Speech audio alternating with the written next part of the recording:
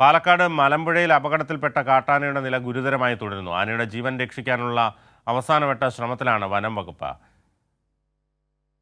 പാലക്കാട് കഞ്ചിക്കോട് ഭാഗത്ത് കഴിഞ്ഞ ദിവസം പരിക്കേറ്റ ആനയുടെ നില അതീവ ഗുരുതരമായി തുടരുകയാണ്. അപ്പോൾ നിലവിൽ ആനക്ക് വലിയ രീതിയിലുള്ള അതിജീവനത്തിന് വേണ്ടിയിട്ടുള്ള വലിയ രീതിയിലുള്ള പരിഗണനയാണ് ഫോറസ്റ്റ് ഡിപ്പാർട്ട്മെൻറ്റും അതുപോലെ തന്നെ വെറ്റിനറി വിഭാഗവും നൽകിക്കൊണ്ടിരിക്കുന്നത്.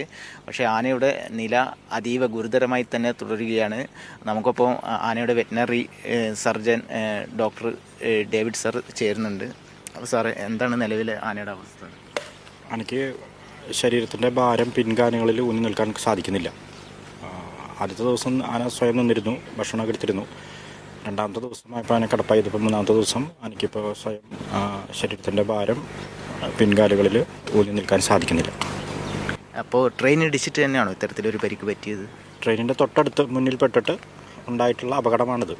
അത് നേരിട്ട് ട്രെയിൻ ഇടിച്ചിട്ടുണ്ടോ എന്ന് ചോദിച്ചു കഴിഞ്ഞാൽ നമുക്കത് ശരീരത്തിൻ്റെ പുറമേ പരിക്കുകൾ കാണുന്നില്ല. അപ്പോൾ ആ വീഴ്ചയിൽ പെട്ടെന്നുണ്ടായ ആ വീഴ്ചയിലാണ് ആന്തരികമായിട്ടുള്ള തകരാറുകളായിട്ടും സംഭവിച്ചിട്ടുണ്ടാകുന്നതാണ് നമുക്കിപ്പോൾ. ഇപ്പം നിലവിൽ എന്താണ് മരുന്നുകളൊക്കെ നൽകുന്നത്? ഇപ്പം നമ്മൾ സപ്പോർട്ടീവ് മെഡിക്കേഷൻസ് കൊടുക്കുന്നുണ്ട്. എനിക്ക് ലൈഫ് സപ്പോർട്ടീവ് മെഡിക്കേഷൻസ് നമ്മൾ പ്ലസ് ഭക്ഷണം കഴിക്കുന്നതനുസരിച്ച് ഭക്ഷണവും ബാക്കി ഇവിടെയുള്ള എല്ലാ സ്റ്റാഫിൻ്റെ സപ്പോർട്ടും ഉണ്ട്. പുരോഗതി ഉണ്ടാകുമെന്ന് പ്രതീക്ഷയുണ്ടോ? സ്വയം എണീറ്റ് ശരീരം പിൻകാലുകളിൽ ഭാരം താങ്ങി നിന്നാൽ മാത്രമാണ് നമുക്ക് പ്രതീക്ഷയുള്ളൂ.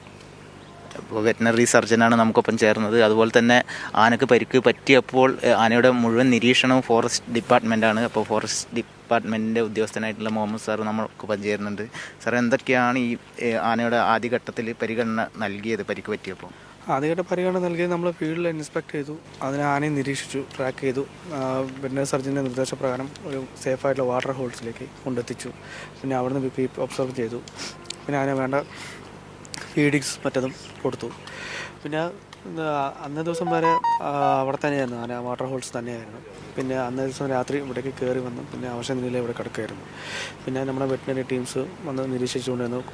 തുടരെയുള്ള ഭക്ഷണം, മെഡിസിൻ എല്ലാ രീതിയിലും നമ്മൾ ചെയ്തുകൊണ്ടിരിക്കുന്നുണ്ട്. ഇനിയിപ്പോൾ തുടർ നിർദ്ദേശങ്ങളനുസരിച്ച് വേണ്ട കാര്യം ചെയ്യും. നമ്മളെല്ലാ രീതിയിലുള്ള സേഫ്റ്റി മെഷർമെൻറ്റ് ഇവിടെ ചെയ്യുന്നുണ്ട്.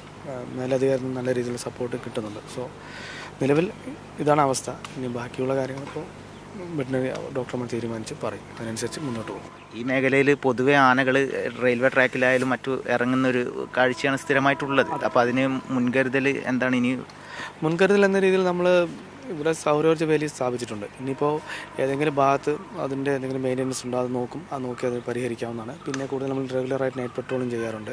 പിന്നെ അത് സക്സസ്ഫുള്ളായിട്ട് നമ്മളത് ഡ്രൈവ് ചെയ്ത് കാട്ടിലേക്ക് കയറ്റാറുമുണ്ട്.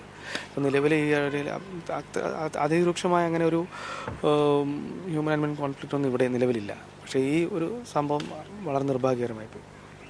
ഇത്തരത്തിൽ വലിയ രീതിയിലുള്ള ഒരു മുൻകരുതലാണ് വനംവകുപ്പും അതുപോലെ തന്നെ ഫോറസ്റ്റ് സർജൻ്റെയും ഭാഗത്തു നിന്ന് ഉണ്ടായിക്കൊണ്ടിരിക്കുന്നത്. മാത്രമല്ല, വലിയ രീതിയിലുള്ള ഒരു പ്രതികൂല കാലാവസ്ഥയാണ് പാലക്കാട് ജില്ലയെ സംബന്ധിച്ചിടത്തോളം ഉള്ളത്. കനത്ത ചൂടാണ് ജില്ലയുടെ വിവിധ ഭാഗങ്ങളിൽ അനുഭവപ്പെടുന്നത്. അത്തരത്തിൽ വന്യമൃഗങ്ങളും അതുപോലെ തന്നെ കാട്ടാന അടക്കമുള്ള മൃഗങ്ങൾ ജനവാസ മേഖലയിലേക്ക് ഇറങ്ങുന്ന ഒരു കാഴ്ചയും കാണാൻ വേണ്ടി സാധിക്കുന്നുണ്ട്. ആനയുടെ സ്ഥിതി വളരെ ദയനീയമായി തന്നെ തുടരുകയാണ്. വലിയ രീതിയിലുള്ള പരിഗണനയാണ് വെറ്റിനറി സർജനും അതുപോലെ തന്നെ വനംവകുപ്പ് ഡിപ്പാർട്ട്മെൻറ്റും നാട്ടുകാരും ചേർന്ന് നൽകിക്കൊണ്ടിരിക്കുന്നത്. ആനയുടെ നിലയിൽ ഒരു പുരോഗതി ഉണ്ടാകുമെന്ന പ്രതീക്ഷയുമുണ്ട്. കാരണം പിൻകാലിൽ പരിക്കേറ്റ കിടപ്പിലായതാണ് ആന. അത്തരത്തിൽ വലിയൊരു ക്ഷതമേറ്റതിനാൽ ആനയുടെ നിലയിൽ ഒരു പുരോഗതിയും ഉണ്ടാകും എന്ന പ്രതീക്ഷയിലാണ് വനംവകുപ്പും അതുപോലെ തന്നെ വെറ്റിനറി സർജനും. ക്യാമറാമാൻ മഹേഷ് പാലക്കാടിനൊപ്പം സച്ചിൻ വള്ളിക്കാട്, കൈരളി ന്യൂസ്, പാലക്കാട്.